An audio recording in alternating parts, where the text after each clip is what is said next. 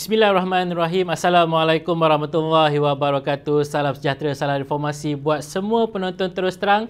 Terus Terang dibawakan khas dari studio kita Budak Ampang.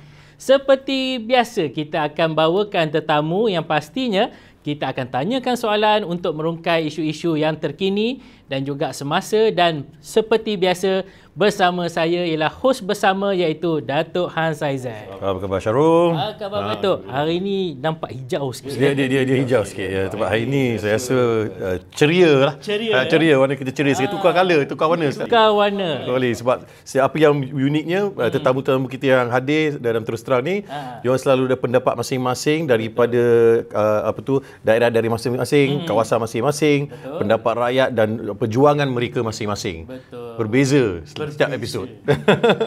Jadi untuk minggu ni kita agak istimewa sikit Datuk. Sebab hari ni yang pertamanya kita bawakan jauh sedikit. Ya. Okey, jauh sedikit. Yang keduanya hari ni colour blocking sikit lah nampaknya. Kan? Jadi untuk maklumat kepada penonton Terus Terang, siapakah tetamu kita pada minggu ini iaitu YB Yang Safura. Apa khabar YB? Alhamdulillah baik. Alhamdulillah. Datuk, Terima kasih kerana sudi datang ke rancangan Terus Terang. terima kasih kerana menjemput saya. Itulah Datuk Hans betul-betul meraihkan kita daripada Bentong ni, nature bersumber so hijau hari ni. Saya ni suka nature juga sebenarnya.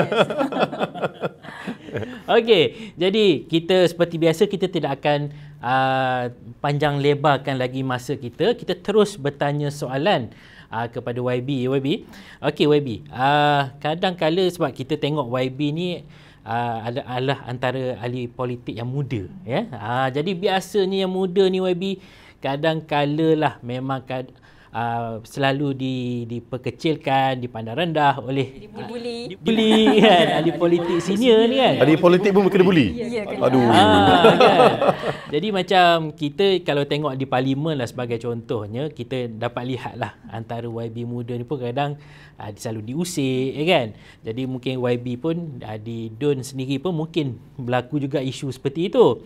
Jadi apa pandangan YB bila ahli politik senior buat macam tu kepada ahli politik muda seperti YB? Silakan YB. Okey, terlebih dahulu terima kasih kepada Terus Terang kerana sudi menjemput saya pada petang ini lah bersama Datuk Hans dan juga moderator Saudara Syarom. Okey, kalau ikut pada soalan Saudara Syarom tadi mengenai ahli wakil rakyat ataupun ADUN ataupun MP muda yang sering kata dibuli ataupun diusik, dipandang kecil, kan. Saya sendiri merasai pengalaman tu. Rasa YB ya? Dan bagi saya dia sebenarnya mudah je. Okey. Pepatah Inggeris ada berkata hormat ini datang dari dua hala. Okey. Kalau kita menghormati orang lain, maka orang itu akan menghormati kita juga. Tapi malangnya kalau kita tengok dalam parlimen, kita boleh lihat di mana MP-MP yang senior yang lama ni, bila kita ambil contoh Syed Saddiq lah, YB Syed Saddiq yang paling ketara. Setiap kali kalau dia bangun, dia nak berbahas atau dia nak berkata, mesti kata lah budak lagi lah, tak payahlah, diamlah, duduklah apa dan sebagainya. Selalu akan keluar perkataan budak. Padahal di dalam Dewan Rakyat itu kita adalah wakil rakyat yang berhormat, yang berkhidmat. Jadi kita semua sama saja. Yang bezanya lah umur, gender dan sebagainya. Tapi apabila kita dalam tu sepatutnya kita mendengar apa yang diperkatakan walaupun dia muda ke, orang baru ke, patutnya memberi ruang dan peluang kepada mereka untuk bersuara. Namun malangnya kalau kita tengok ada saja perkara-perkara yang diperkecilkan, tetapi kalau kita lihat contoh YB Syed Saddiq, walaupun dia muda, tetapi semasa dia menjadi Menteri Belia dan Sukan, dia dapat buat satu perubahan di mana dapat menarik mengubah undi 18. Betul. Itu perkara yang sangat besar dan sangat orang kata yang kita nak buat selama ni. Dan kedua, apabila beliau menjadi pembangkang, apabila Pakatan Harapan menjadi pembangkang, kita dapat lihat bagaimana beliau seorang wakil rakyat yang muda, yang baru, yang tak ada pengalaman sangat, tetapi dia dapat mencari sumbangan lebih 1 juta ringgit. Beliau sendiri. Saya sangat kagum sebab kita pun ADUN pembangkang pun kita sangat susah untuk mencari dana. Jadi ini bermaksud walaupun muda, kurang berpengalaman, tapi orang mempercayai beliau. Dengan apa? Dengan hasil kerja yang ditunjukkan. Jadi ia bukan setakat saja YB Syed Saddiq, malah YB Kelvin Yee. Even saya sendiri pernah dalam Dewan, saya pernah bangkitkan satu soalan yang agak sensitif, Datuk. Dalam Dewan, Tapi malangnya Datuk Menteri Besar telah memberikan jawapan, jawapan telah diberikan. Tapi dia selit, dia cakap patutnya Yang Berhormat Ketari ni kalau nak tanya soalan-soalan macam ni boleh tanya tepi je lah, masa tengah berjalan ke, berjumpa ke, PM kiranya macam PM tepi. Tak perlu bertanya dalam Dewan. Dan saya merasakan itu seperti ia mengecilkan kita, mengecilkan pendapat kita dan soalan yang nak kita tanya, kerana bagi kita sebagai wakil rakyat kita ada hak untuk bertanya apa saja jenis soalan di dalam Dewan yang mulia. Jadi bagi saya itulah yang berlaku sekarang ini apabila dinosaur besar ni mereka ini rasa mereka terlalu berpengalaman, sebab itu mereka kurang hormat kepada orang-orang baru. Dan saya kira perkara ini perlulah kita ambil berat. Kita jangan anggap setakat kita gelak-gelak ketawa, tetapi orang luar memerhati. Dan kita di zaman social media, khususnya anak-anak muda, mereka memerhati sikap-sikap orang-orang lama yang terlalu sangat merasa mereka ini lebih berpengalaman dan sebagainya. Saya rasa YB di dalam keadaan ini, isu ni, kebanyakan yang YB cakap tu dinosaur yang ada tu. Sebab mereka mungkin ego mereka rasa mereka tidak boleh jatuhkan, mereka rasa mereka ada kuasa, mereka rasa mereka mungkin ada duit, dia boleh apa dia nak. Mungkin sebabnya dah beberapa tahun mereka dalam pepatah bahasa Inggeris got away with it. Mereka terlalu selesa, Datuk. Selesa sangat. They got away with it, you see. So dia rasa tak ada siapa yang boleh jatuhkan saya. Aku nak cakap, aku cakaplah apa aku nak. Itu pertama. Kedua yang saya lihat ni, YB, adalah anak-anak muda ni dia pandai. Sekarang dah lain. So kalau orang tua dan dinosaur tak mengikut kehendak-kehendak anak-anak muda kita, anak-anak muda kita ni akan vote them out. Mereka yang akan menilai. Mereka akan nilai dia. So orang-orang ni mungkin dia rasa tak apalah aku keluar, aku dah cukup 20 tahun dalam Dewan ni. Cukuplah aku dah buat segala ni, apa aku ada, aku dah selesa dah. Kan? So tak apalah aku keluarlah. Dia dah mindset begitu. So ini yang kita tak nak di dalam Dewan, walaupun Dewan Negara ataupun di Parlimen, kita perlukan minda-minda yang muda juga. Pemikiran yang muda. Rakyat suka juga orang yang sini dan pengalaman. Kita tak nak nafikan mereka yang berpengalaman, tetapi perlu. Itu penting. Yes. Perlu. Saya rasa perlu ini. Dan tetapi saya rasa kalau mereka angkuh dengan pendapat mereka dan arrogance mereka, mereka akan dijatuhkan satu hari nanti. Ya, betul. Kita tengoklah next PRU, sebabnya undi 18 dah diluluskan. So mereka yang akan menilai, yang akan menentukan. Kita buat Syarul macam Ampang kita bincang pasal Ampang kita duduk sini, kita bekerja di sini, bergerak di sini kan, kita cakap Ampang. Ampang 2 DUN ya, dan daripada 2 DUN kita nampak kenaikan untuk undi 18 ni akan jadi lebih 50 hingga 55 ribu pengundi. Okey, mungkin bukan semua akan keluar untuk mengundi. Kita puratakan kepada 30%. 30% tu adalah 30,000 or maybe 20,000 pengundi ekstra lebih kan. Di mana pengundi untuk PRU 14 ada 92,000 pengundi kan. Undi 18 ni akan membuat sesuatu yang besar kepada wakil-wakil yang ada. Sangat besar. Sangat besar. So kalau you go with the old school thinking, you be left behind. Betul. Sangat setuju. So ini memula masa bagi saya, YB kita jangan takut benda ni. Saya mungkin lebih usia saya lebih lebih tapi minda saya sangat muda sebab sedar hidup saya rasa dan ahli parlimen saya rasa patut ada mindset begini. Tak kira umur berapa tapi minda you kena muda. Betul. Your mind must be active, that your mind can be still 25. Kena you see? Kena sharp. Saya hormati YB Syed Saddiq, yourself juga YB yang muda-muda ni, sebab inilah masa hadapan kita. It's the future of our leaders. You see? Dan ini yang saya baca dalam social media saya, bila saya post political punya issues ke apa, ataupun saya tanya soalan, inilah jawapan-jawapan saya. Bukan hanya saya bercakap ni. Ini adalah suara daripada rakyat dalam social media juga. Betul. Itu yang tertarik juga bila YB sebut dinosaur kata buat macam tu kepada yang muda. Jadi mungkin itu jugalah mungkin nak berkait untuk soalan kedua ni YB Adakah sebab ini juga YB memilih jalan yang berlainan daripada kebiasaan lah bila bercakap orang politik Melayu, tapi YB mengambil pendekatan memilih DAP sebagai wadah untuk bangsa dan juga berbakti kepada rakyat. Jadi kenapa YB memilih parti DAP dikala ramai orang memberikan stigma yang pelbagai tentang parti itu sendiri? Sebenarnya soalan tu sangat kerap orang bertanya, walaupun di kawasan ataupun orang-orang yang baru kenal dan sebagainya.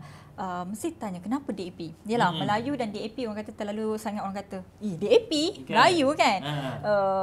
So sehingga hari ini Saudara Sharom, sehingga hari ini daripada 2014 saya masuk DAP, saya masih lagi dicerca, dimaki, masih lagi orang tak berpuas hati. Dan selalunya Datuk di posting di Facebook, orang akan cakap baguslah buat kerja, tapi sayanglah kenapa DAP? Kenapa parti yang anti-Islam, parti yang komunis lah, orang selalu cakap komunis. Padahal tak tahu apa benda komunis kan. Kemudian parti yang anti Melayu dan sebagainya. Bagi saya, mereka sebenarnya salah faham kerana dengan persepsi yang dimainkan berpuluh-puluh tahun sebelum ini. Khususnya orang Melayu lah. Orang Melayu yang banyak bagi komen-komen. Jadi saya fokus pada kaum orang Melayu Muslim. Mereka yang telah mindsetnya yang telah brainwash berpuluh-puluh tahun selama diperintah oleh Barisan Nasional bahawa DAP ni anti-Melayu, anti-Islam, anti dan sebagainya lah. Apa saja yang buruk. Tapi masalahnya, isunya DAP ini ideologinya berbeza dengan komunisme. Ia membawa ideologi sosial demokrasi di mana kita fokus kepada 3 perkara, iaitu kita fokus kepada kebebasan, adil dan juga solidariti. Ia sangat beza dengan komunisme yang mereka sangat tertutup, mereka kuku besi, mereka tidak ada kelas, mereka hanya tapi bagi kita mahukan hak samarataan yang adil, kita mahu menjaga mereka yang tertindas, mereka yang terpinggir, mereka yang memerlukan perhatian. Bukan setakat DAP hanya kerana dia didominasi oleh kaum Cina, tetapi mereka hanya mahu menjaga kaum Cina, tetapi ia kepada mereka kaum, apa sahaja kaum ke, bangsa ke yang tertindas, yang terbelakang. Kita mahu menjaga mereka ini semua. Kita mahu berikan layanan yang adil, yang orang kata bersolidariti bersama-sama jika mereka ada masalah dan sebagainya. Jadi bila orang kata DAP komunis ni, kadang bila kita buat explain, kita terangkan dan sebagainya, kadang mereka tak boleh terima kerana mereka tahu sebab bagi mereka komunis jahat dan DAP jahat. Dan yelah, sebab DAP nampak Cina, leadership dan sebagainya. Tapi sebenarnya kita ada ramai, ada Melayu, MP Melayu, ahli-ahli majlis Melayu, ada mereka. Cumanya bagi saya, kalau kita nak kata DAP tu Cina, Melayu ramai-ramai masuklah DAP. Mungkin Datuk Hans nak, tapi dah PKR sekarang. Jadi kalau rasa, tapi kawan saya ramai dalam DAP. YB Gobin, YB Hana, semua kawan-kawan saya juga. So saya bagi saya DAP ini, kenapa saya memilih DAP, kerana bagi saya apabila ia membuka peluang dan ruang dan keterbukaan dia kepada anak muda dan wanita. Datuk Hans, kalau kita lihat pada PRU 2008, 2013, 2014, DAP memang mengketengahkan calon-calon muda. Dan itulah yang membuatkan saya semakin tertarik. Kerana kalau kita lihat seperti UMNO lah, dia dengan dinosaurnya, itu dah lama. Itu berperingkat untuk sampai. Dan tu kartel-kartel dah pegang. Yes. So yang muda masuk agak susah. Dia akan ambil mungkin satu dua muda letak. Ni kita ada muda. Seat yang tak selamat dan sebagainya. Seat selamat letak kalah. Bagi DAP, inilah masa untuk dia ketengahkan anak muda, bakat yang ada, ruang yang ada dan peluang yang boleh mereka tonjolkan. Jadi pada PRU 14 apabila DAP memberi ruang dan peluang dan mempercayai saya untuk letak di Ketari, dan saya rasa ini adalah satu perkara yang sangat baik dan positif, dan alhamdulillah apabila kita menang, kita memang ini tanggungjawab dan kita berkhidmat dengan baik kerana bukan setakat kita membawa nama kita membawa nama parti untuk rakyat juga. YB, mungkin sebenarnya ini adalah stigma atau dikatakan satu branding yang mungkin dikeluarkan secara tidak natural, di mana kalau kita nak jatuhkan satu parti tu, apa kita akan pilih tentang diorang. So the sentiment of religion and race game keluar. You see, ini dah satu dia akan digunakan, you see. So bagi saya ini dah satu stigma yang mereka nak branding chop, di mana parti lain semua ni tidak boleh masuk untuk dalam kerajaan dan akan jatuhkan dengan stigma-stigma racism. Betul. Ni racism, to be honest, racism kan. Dan digunakan dalam segi politik. Di mana politik tidak sepatutnya ada isu-isu unsur itu. Betul. Politik adalah isu-isu rakyat, isu berkhidmat untuk masyarakat, kebajikan, policies yang mereka inginkan dalam masa hadapan untuk negara, economy basis, education basis. Ini adalah benda-benda yang sepatutnya rakyat harus nilaikan. Betul. Ya. Dan sebenarnya Malaysia ni, kita as you know, we are multiracial country. Kan? So kita selalu cakap tu. Tapi adakah kita practice benda ni, this direction yang kita selalu preach or beritahu dekat rakyat kita, pergi seluruh dunia, we are a multi-racial country, tapi bila balik ni orang siapa, ini orang yang satu saya nak cakap kalau ada accident orang meninggal dia tanya dulu siapa. Soalan tanya pertama apa? Cina ke Melayu? Siapa yang langgar? Siapa yang start benda tu Kan, betul. Apa saja kecelakaan ataupun musibah mesti akan tanya Cina, Melayu, India. Ada beza tak orang tu mati? Bagi saya kan. Orang tu tak mati dan sebagainya. Kalau orang tu tak kira daripada kaum mana, ada problem ke, ada isu ke, kita harus bantu sebab kita rakyat Malaysia. Betul. Dan ini harus kita kita melihat dalam masa hadapan kita di Malaysia. You know? Ya, itulah sebabnya bila orang kata DAP anti Melayu, nak pastikan hak-hak Melayu tercabar dan sebagainya. Kalau kita lihat dalam perlembagaan Malaysia yang termaktub dalam perlembagaan Malaysia bahawa hak-hak Melayu akan terjaga. Sudah ada. Raja-raja Melayu akan terjaga dan sebagainya. Perdana Menteri ada orang Melayu. Kalau kita nak ubah atau kita nak ubah, kita perlukan 2/3 dalam parlimen. Dan juga kita perlu persetujuan Raja-Raja Melayu. Dan benda perkara ini tak akan berlaku. Dan masalahnya perkara inilah yang sering dimainkan dan amat menyedihkan apabila khususnya Melayu Muslim ini mereka mempercayai bahawa kalau DAP jadi kerajaan, DAP berkuasa, habislah kuasa Melayu dan sebagainya. Sedangkan yang memerintah yang BN dan sebagainya, mereka itulah yang Melayu, mereka lah yang ambil kat tanah dan sebagainya, mereka lah yang berkuasa berlebihan, mereka lah yang korup sangat. Jadi saya kira mereka ini terlalu melihat kepada benda yang terlalu jauh, sedangkan depan mata mereka tutup mata, kabur. Tapi YB, saya nak tanya satu soalan kita masih kat isu ni so, hangat benda ni agak sensitif juga dan juga tu sangat. Racism ni adalah di dalam semua parti tak? Ada. Ya, so kita tak boleh cakap Barisan Nasional saja. Ya, betul. Kita tak boleh cakap begitu. Di mana saya pun experience, di mana-mana pun saya pergi, benda ni berlaku. You see? Tapi mungkin benda tu di-highlight secara politik sebab obviously to take government requires the numbers, the hateism of individuals. Nak jatuhkan nama tu sebelum naik atau orang ni naik, dia muda sangat kuat, dia akan jadi kuat. Kita kena jatuhkan dia cepat. Betul. So sebelum kita tak meraihkan individu-individu yang berkualiti di Malaysia ni. Kami akan tengok, dia ni ada potensi nanti dia ambil tempat salah kita. dia apa? Saya salah, kau jatuhkan dia. Jatuhkan dia dulu. Jatuh dulu. Kita masih kuasa. Nanti bila aku pencen, aku dah settle, korang naik. Inilah masalah kita. Kita tak mengamalkan politik matang. Tapi kita lebih mengamalkan politik personal, politik seks, politik yang korup dan sebagainya. Kita sepatutnya kalau kita mau berfikiran terbuka dan lebih jauh, kita perlu mengamalkan politik matang. Kita nak bergaduh dari segi masalah profesional masing-masing, kerja masing-masing. Bukannya isu tak habis-habis nak mudah, isu seks, peribadi dan sebagainya. Saya rasa itu masalah paling besar yang kita hadapi. Okey, memandangkan topik kita hangat sangat pada minggu ini, jadi kita akan berhenti berehat seketika.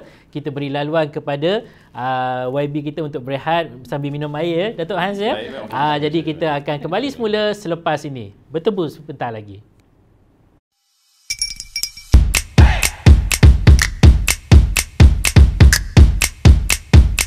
Kita sekali lagi dalam program Terus Terang yang dibawakan khas dari studio kita Budak Ampang. Sebelum rehat tadi, ya Allah, panasnya topik kita yang mana masing-masing memberikan pandangan yang memang sangat kritikal dan bestnya memang membuatkan kita nak tanya lagi kepada YB. Tapi sebelum kita tanya yang serius sebab tadi dah serius sangat. Ada yang tak serius kita nak bertanya sedikit, nak berkenalan lah dengan YB Jadi YB apakah perkara yang YB suka lakukan pada masa lapang? Okey, pada masa lapang saya suka berbasikal, saya suka hiking dan juga saya suka berjalan. Boleh join Datuk lah. Datuk pun selalu Saya travel banyak. Saya suka laut. Saya laut tu adalah satu benda yang beri saya ketenangan. Betul. Sebab dia hidup kita di Kuala Lumpur ni selalu di dekat bandar bangunan kan. Speed kita sangat laju tiap-tiap hari. Bila pergi ke tempat yang pulau ke laut ni kita rasa macam calm sikit. Kita boleh tenang, bernafas. Kadang-kadang saya ada isu juga YB. Ni kena exercise sebab nak tidur. Tidur ada masalah sebab minda selalu memikir. Betul. Kalau YB selalu ada banyak isu. Saya sedang mengalami masalah tu sebenarnya. Saya nak tanya, apa YB nak buat kalau malam tak boleh tidur macam mana memikir isu-isu ni? Macam mana nak tenangkan minda untuk tidur? Baca buku. Baca buku Okey, baca buku. Semua orang ada cara yang lain. Jadi kalau saya di pantai, saya akan jalan malam pukul 2 pun saya jalan kat pantai. Dengar ombak tu, lepas tu saya masuk balik. Saya akan cuba tidur. Datuk main basikal? Main basikal? Tak. Saya tak main basikal. Saya golf. Saya Lain. Sebab dah panas, nak keluar lagi panas kan. So, saya simpan untuk golf lah. Kalau golf panas, basikal panas, semua panas, habislah. Panas lah pada kita. Okey, tadi sebelum kita berehat, kita dah bercerita kenapa YB memilih DAP sebagai wadah untuk berbakti kepada rakyat. Kali ni kita nak tanya lagi YB sebab tadi pun kita dah bermain dengan isu bagaimana parti lawan dah siding dalam minda masyarakat kita, DAP ni, macam tu. Jadi mungkin YB nak terangkanlah untuk memberi kefahaman kepada penonton terus terang, apakah kisah-kisah yang biasa orang salah faham bila bercakap tentang DAP. Kononnya sebagai contoh, kalau before this kita ingatkan bila kononnya katalah DAP memerintah judi akan naik, tapi kita tengok turun kan. Tapi bila berlaku perubahan, yang memerintah kononnya perjuangkan lagi tinggi pula kan. Jadi apa lagi isu-isu sebenarnya? Dia ada isu pun satu lagi Syarum yang kita lupa. Selalu cakap kata DAP masa tu Lingkungan Air menjadi Kementerian Kewangan pasal isu tabung haji. Ya, betul. You see, orang cakap dia sebenarnya jual. Jual. Sebenarnya benda tu berbeza daripada apa yang dikeluarkan. Betul. You see. So isu-isu beginilah yang Sebab itulah pihak di sebelah sana yang berlawan dengan kita ni, mereka sangat bijak untuk bermain dengan persepsi. Mereka memang dari dulu kita memang mengakui lah gerak kerja mereka, dan benda itu berlaku semasa Pakatan Harapan memerintah 22 bulan. Kita boleh lihat semasa dalam tempoh 22 bulan itu pelbagai isu ditimbulkan. Isu arwah adib, isu tabung haji, isu nak jual Malaysia lah dan sebagainya. Tetapi isu pemandu mabuk, judi dan sebagainya. Tetapi apabila Pakatan Harapan jatuh, diganti dengan kerajaan lain, sunyi, sepi isu-isu yang telah dibangkitkan. So, kita boleh lihat sebenarnya mereka di sana, mereka hanya macam Datuk kata awal tadi lah, mereka hanya main isu racism saja. Isu kaum, isu agama.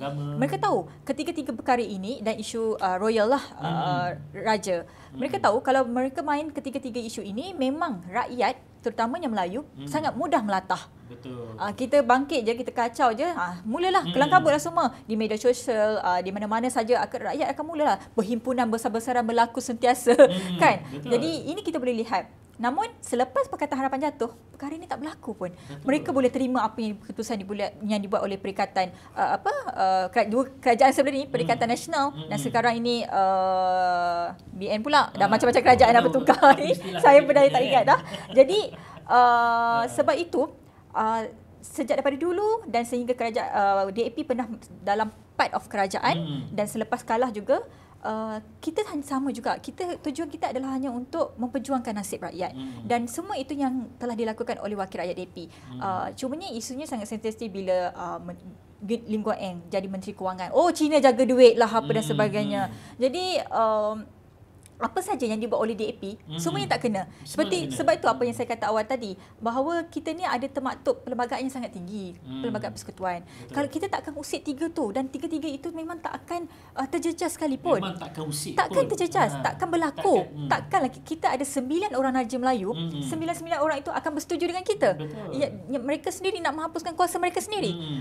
Dan benda ini kalau kita fikir logik akal pun memang tak akan. Tapi malangnya itulah saya cakap, orang kita ni terlalu mudah percaya. Orang kita ni terlalu mudah marah. Orang kita ni terlalu sangat dia terlalu, orang kata baca berita ni baca tajuk tapi tak baca isi. Betul. Ini yang amat menyedihkanlah, dan saya harap untuk apabila PRU akan datang, apabila kita dah luluskan Undi 18, anak-anak muda dekat luar sana, mereka ini yang tak berparti. Mereka ini masih lagi, orang kata, tengah-tengah menilai. Mereka dapat menilai dan buat laku perubahan kerana undi mereka sangat besar. Betul. Kerana kalau kita nak selamatkan orang tua, orang lama, orang kampung, orang Felda, mereka ini dah terbiasa dengan Barisan Nasional. Mereka ini dah terbiasa dengan sentimen, persepsi DAP ini komunis dan sebagainya. Dan saya harap orang muda, orang baru ini, mereka yang akan buat perubahan untuk mengubah persepsi ini. Ya, parti tak ada yang sempurna pun. PKR ada masalahnya. Amanah, DAP parti. Semua parti ada masalah. Tetapi bagaimana kita menangani masalah tersebut. Dan kalau orang nak kata resis, kita sendiri sebenarnya Datuk, kita sendiri ada sikap resis dalam diri masing-masing. Kadang-kadang kita tapi kita tak tonjolkan. Dan resis kita ni kita boleh kawal. Kita tak, jangan katalah kita tak resis, menipu. Ada satu masa kadang-kadang kita pun akan rasa nak tanpa rasa tak tersedari, sedar. tak sedar. Jadi tak sedar. sifat itu ada dalam semua orang. Cumanya bezanya sama ada kita tonjolkan dan sifat tu macam mana kita nak tunjuk bahawa kita ni benci sangat ke kita tak boleh terima halau mereka daripada Malaysia. Nak halau mana? Ini tanah air mereka. Dia satu lagi YB, dalam kita punya cara kita bergaul kan. Kita menggunakan ayat jenis apa? Melayu ni, Cina ni. Ayat-ayat ni saya rasa tak berapa baik India, ini. Bagi saya cakap, kenapa you nak bercakap tentang seseorang ikut kaum beliau atau atau warna kulit, Saya rasa kita cakap dia ni siapa? Ini orang Malaysia, nama dia macam ni. Ya, settle. Itu sangat lebih baik. Ni orang Malaysia sebab semua Malaysia ni. Betul. Kita rakyat Malaysia. So bila kita stigma kita adalah kita pecahkan kepada segregate benda ni kepada puak-puak atau kaum atau puak ataupun golongan muda, tua, benda ni akan jadi satu isu. Wanita, lelaki. It's also a certain form of wanita lelaki dia perempuan. Macam mana perempuan boleh jadi chairman agensi tu? Macam mana perempuan boleh lead benda ni? Itu a form of negativity tentang benda tu. So benda ni kita harus tahu that semua sepatut tengok on qualification untuk kebolehan. Results yang dia buat, usaha kepada kerja. Result based is the best way to decide adakah orang itu bagus atau tidak, tak kira wanita, lelaki, Cina, Melayu, India, tak kisah. Tapi dalam perlembagaan kita ada struktur kita di Malaysia. Kita patuhi, saya rasa. Betul. Selagi pegang kepada struktur tak ada masalah. Tak ada masalah. Itulah sebabnya kita pun DAPED, kalau dia ni memang komunis dan sebagainya, dah lama dia ada haramkan. Itu paling basic lah. Sampai sekarang tak diharamkan ni YB. Masih elok lagi berkhidmat. Jadi saya rasa apa yang penting adalah bagi saya kita abaikan perkara-perkara itu. Yang penting adalah kita tonjolkan kerja kita kepada rakyat. Dan biar rakyat menilai. Kerana bagi kami DAP, apa yang penting adalah kesejahteraan rakyat. Betul. Okey, jadi kita nak masuk kepada soalan terakhir lah YB ya. Sebab kita pun nak dekat penghujung masa ni dah tu. Jadi daripada awal tadi kita bermain isu orang muda. Tapi kalau untuk soalan yang terakhir ni, kita dah lihat ya, kelayakan untuk pengundi 18 pun akan dibuat secara automatik dan akan dilaksanakan. And then kita lihat juga bagaimana sebelum ini apa yang menyebabkan kenapa negara kita ni mula berdepan dengan pelbagai cerita, pelbagai karenahnya, dramanya ialah isu lompat parti.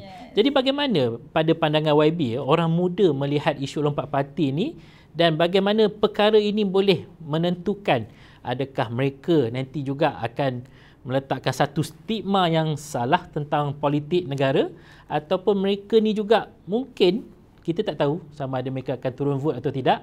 Jadi mungkin YB nak ulas sikit isu-isu. Kalau kita lihat pada isu lompat parti dan anak muda, bagi saya isu lompat parti ini sebenarnya ia menghina demokrasi dan juga ia membuatkan rakyat dan kita juga rasa sangat kecewa kerana pada PRU14 kita diberi kuasa untuk mengundi, untuk memilih siapa wakil rakyat yang kita mahu berkhidmat dan kita mahu pilih kerajaan mana yang kita nak. Dan kita pada PRU14 kita telah memilih Kerajaan Pakatan Harapan untuk memerintah Malaysia dan sebagainya dan beberapa negeri. Tapi malangnya kerana dengan lompat parti, dengan sikap pengkhianatan daripada beberapa orang ahli parlimen dan ADUN yang telah melompat dengan adanya langkah Sheraton, ini menimbulkan satu perkara yang sangat tidak baik, tidak sihat dan memalukan bagi saya. Dan pada next PRU untuk undi 18 mereka adalah penentu. Macam awal tadi saya kata, mereka tidak pro mana-mana parti. Mereka yang akan menentukan parti mana yang nak berkhidmat, yang nak buatkan polisi yang lebih baik. Kerana anak muda akan datang, mereka akan lihat polisi siapa yang parti mana yang akan tentukan polisi yang bagus untuk mereka. Polisi seperti apa? Had minima gaji, pekerjaan, rumah mampu milik. mereka ini yang akan melihat parti mana yang fokus kepada mereka ini semua. Kerana kalau sekarang ini kita lihat banyak kita cakap kosong, kita hanya main isu sentimen, resis dan sebagainya, tetapi pada PRU 14 kita kena berkhidmat dengan baik, kita kena tonjolkan setiap parti kena bersaing sama sendiri. Sebab bagi saya PRU 14 tak ada parti yang dominan. PRU 15 nanti tak ada parti yang dominan. Semua bersaing, semua perlu tunjukkan kelebihan masing-masing untuk mengambil hati anak-anak muda ini. Kerana tadi macam Dato' kata tadi, undi anak muda sangat besar. Untuk seluruh Malaysia. Kita ada lebih kurang 5 juta saya rasa. Dan bagi saya untuk PRU akan datang juga, anak muda ini kita akan lihat bagaimana mereka memilih dan menilai sama ada mereka mahukan politik cara lama, politik wang, politik kuasa ataupun politik baru, politik yang mahu fokus pada polisi-polisi yang lebih baik. Jadi bagi saya sangat menarik untuk kita lihat, dan inilah indahnya demokrasi. Betul. Kalau kita ikut dengan cara yang betul, dan inilah menariknya politik kita. Tapi janganlah lagi berlaku lagi, sebab kita tengok sekarang yang sangat cacat merba, tukar kerajaan 3 kali. Betul. Dengan macam-macam perkara, macam-macam keputusan yang dibuat, tunggang langgang dengan SOP-nya kejap macam ni apabila negara dilanda COVID. Jadi masing-masing hanya mereka ni pentingkan diri tau. Mereka yang mereka rasa apa yang baik, mereka buat apa ikut kehendak mereka. Tapi bila rakyat bising di social media dan sebagainya, baru mereka ambil keputusannya mengikut kehendak rakyat. Jadi PRU akan datang adalah penentu nasib-nasib kita ni semualah, wakil-wakil rakyat, politician ni. Betul. Jadi jangan orang kata selesa, jangan rasa tak sabar, selesa sangatlah. Kita kena bekerja kuat. Betul. Jadi kalau kita lihat mungkin untuk PRU 15 ini, kita pun tahu orang muda hari ini pun dah nampak pelbagai di sosial media, macam mana keadaan di parlimen, macam mana keadaan negara sekarang. Jadi mereka akan memilih nak terus kekal dengan dinosaur ataupun yang benar-benar memperjuangkan hak rakyat. Okey, Datuk, memandangkan kita berada di penghujung siaran. Jadi kami daripada pihak studio kita Budak Ampang mengucapkan terima kasih kepada YB kerana sudi hadir untuk sesi Terus Terang pada minggu ini. Okey, jadi untuk buat penonton Terus Terang, terus kekal bersama Terus Terang yang mana boleh diikuti di media sosial kita Budak Ampang. Jumpa lagi pada minggu hadapan. Kita akan pastikan anda berterus terang. Wabillahi taufiq wal hidayah. Wassalamualaikum warahmatullahi wabarakatuh.